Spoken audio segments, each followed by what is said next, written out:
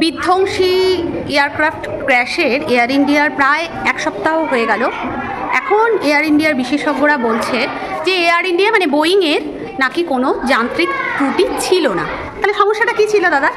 সমস্যাটা ছিল হচ্ছে এয়ার লক সিস্টেমটা ফেল করে হয়েছিল, মানে এয়ার লকিং হয়ে গেছিলো। এয়ার লকিং ব্যাপারটা যতটা পড়ে জানতে পারলাম যে যে তেলের যে পাইপ, সেই তেলের পাইপের মধ্যে নাকি বাবল ঢুকে গেছিলো। বাবল ঢুকে গিয়ে এটা এয়ারটা তখন মেশিনে মানে ইঞ্জিনে তেলটা যাচ্ছিল না। ভাই আমার এই ছোটো মাথায় অত কিছু ঢুকছে না। তো একটা সামান্য এরকম তেলের মধ্যে যদি বাবল ঢুকে যায়, দুটো ইঞ্জিনই মধ্যে তেল পৌঁছাচ্ছে না, এটা কেমন একটু অদ্ভুত টাইপেরই লাগছে।